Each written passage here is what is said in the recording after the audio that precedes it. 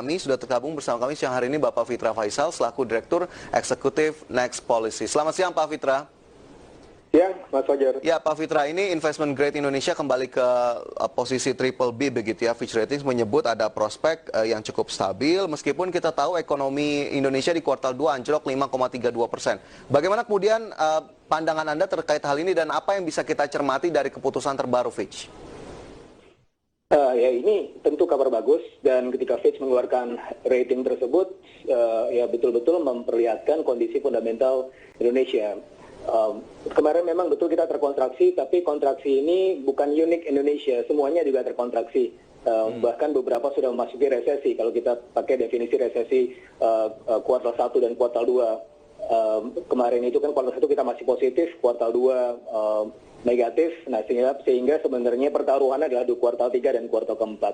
Nah memasuki kuartal ketiga, di ujung kuartal kedua kita menyaksikan beberapa indikator yang positif. Beberapa diantaranya adalah yang pertama Purchasing Manager Index. Mei, Juni, Juli itu naik secara signifikan. Kalau di bulan Mei itu 28,9, di bulan Juni itu sampai 39, di bulan Juli bahkan sampai 48. Meskipun masih di bawah 50, thresholdnya kan yang baik itu adalah 50 ke atas. Tapi ini adalah menunjukkan perbaikan yang cukup signifikan. Dan ini berkorelasi positif juga dengan kecenderungan ekspor dan impor kita, yang mana di bulan Juni ekspor kita justru naik, dan impor bahan baku juga naik. Impor bahan baku yang naik ini artinya adalah ada kegiatan yang sudah mulai pulih di sana begitu ya? Betul, betul. Dan yang bagusnya lagi kita masih surplus dan surplusnya tebal. 5 billion of US dollar. Sejalan dengan itu juga kalau kita lihat dari tren mobilitas yang kami tangkap melalui data Facebook dan Google Mobility, itu trennya hampir kembali ke baseline, artinya hampir kembali ke posisi semula. Kalau kita terapkan baseline bulan Januari, hampir seperti posisinya di bulan Januari, gitu ya. Ini adalah momentum positif di ujung kuartal kedua memasuki kuartal ketiga. Hanya saja memang ada PR-PR sebagaimana juga disampaikan oleh Fitch. Bagaimana kemudian pemerintah bisa melakukan stimulus terutama dari demand domestik, karena itulah yang pada akhirnya menentukan menjadi game changer kita di kuartal ketiga.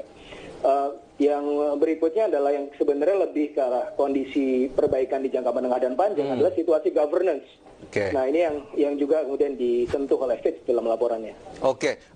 Dua hal yang menjadi afirmasi Fitch, Pak Fitra, prospek pertumbuhan ekonomi jangka menengah yang cukup baik, mungkin tadi juga Anda sudah sedikit singgung. Sementara yang kedua adalah beban utang pemerintah yang relatif rendah. Nah ini poin kedua sepertinya menjadi cukup menarik di tengah kondisi saat ini. Pemerintah sudah mengeluarkan stimulus yang cukup banyak dan lagi-lagi salah satu instrumennya adalah utang. Apakah kemudian poin ini menjadi cukup tepat begitu menjadi afirmasi bahwa Indonesia masih bisa dipertahankan di investment grade di triple B? Anda melihatnya seperti apa terutama terkait dengan beban utang pemerintah?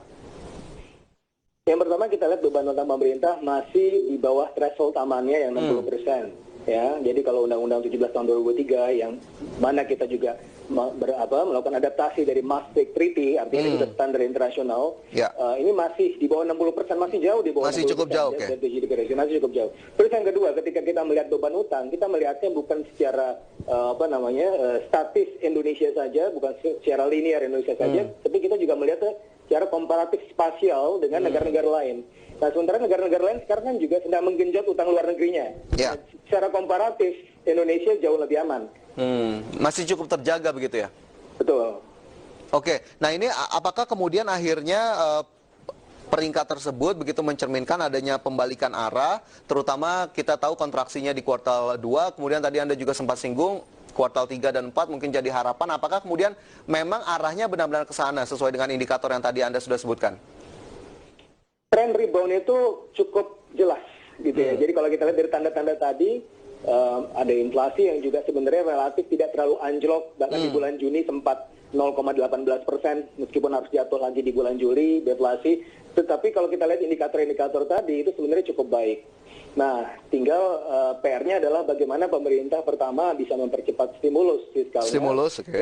Yang kedua adalah bagaimana memitigasi pandemi ini dengan baik. Karena seiring dengan tren mobilitas yang meningkat, kita juga melihat ada tren outbreak yang meningkat. Nah, ini harus kemudian dipahami dan diwaspadai. Sehingga usaha-usaha untuk betul-betul menerapkan adaptasi kebiasaan baru ini harus lebih konkret gitu ya, sehingga kita tidak apa namanya menjadi jatuh menjadi resesi di kuartal 2, di kuartal ketiga dan bahkan di kuartal 4 gitu. Kalaupun resesi di kuartal kalaupun nanti kuartal ketiga itu negatif, yang mana kita itu masuk definisi resesi, sebenarnya kita masih peluang untuk keluar di kuartal keempat gitu ya, sehingga masih punya peluang untuk tumbuh positif. Kalaupun tidak gini, ini kita bicara mengenai skenario yang negatif, skenario yang paling buruk. Skenario yang paling buruk untuk perhitungan kita bisa minus 0,8% di tahun 2020 ini, tetapi sebagaimana yang juga disampaikan oleh Fitch, kalau kita lihat dari baseline effect di tahun 2021 kita punya peluang untuk tumbuh di atas 6%. Cukup gitu ya. besar begitu ya, itu ya? Betul, karena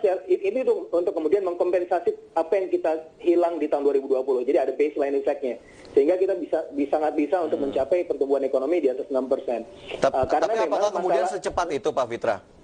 Ya, ini karena kita bicara mengenai baseline effect. Ya, kalau kita lihat dari tren historis, ya dari tahun 98-99, terus kemudian di tahun 2008-2009, itu selalu ada baseline effect. Ada baseline effect.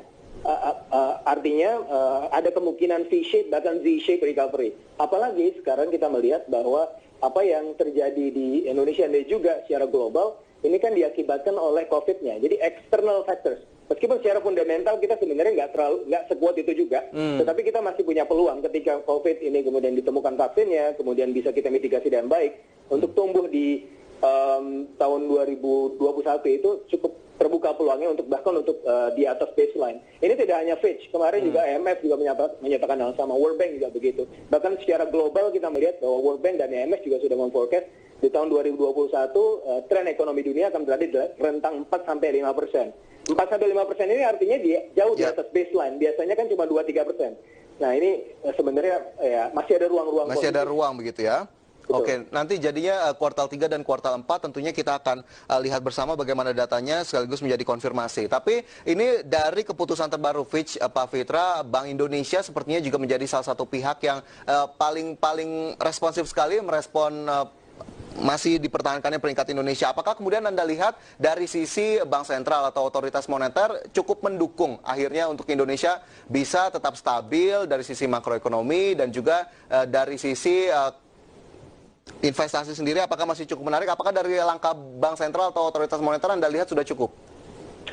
Bank Sentral sudah melakukan segala daya upaya kalau saya lihat ya. Jadi kalau kita lihat salah satu indikator yang merepresentasikan Bank Indonesia adalah pertama nilai tukar, yang kedua inflasi. Dua-duanya relatif terkendali, gitu ya. Tinggal bagaimana kemudian Bank Indonesia dan juga pemerintah memanfaatkan rating Fitch ini untuk lebih secara agresif membantu perekonomian. Kan sementara sebelum-sebelumnya akan cukup takut gitu ya untuk kemudian menambah insentif dan seterusnya. Nah ini kan ruangnya berarti cukup terbuka. Karena sekali lagi kita membandingkan secara komparatif dengan negara-negara lain. Kalau negara-negara lain menabur insentif buat perekonomiannya, kenapa kita tidak gitu? Kenapa kita harus takut? Karena toh nanti bebannya akan kemudian dibandingkan dengan negara-negara lain juga. Dan tetap kita masih masuk investment grade. Oke, baik. Jadi itu tadi langkahnya harus konkret, tidak ada lagi keraguan-raguan baik dari sisi otoritas fiskal ataupun moneter agar kemudian bisa berjalan dengan cepat terutama pemulihan ekonomi. Pak Fitra, terima kasih banyak atas informasi dan analisisnya siang hari ini. Sukses selalu dan jaga kesehatan. Ya, pemirsa IDX Precision Closing akan segera kembali usai jeda, tetaplah bersama kami.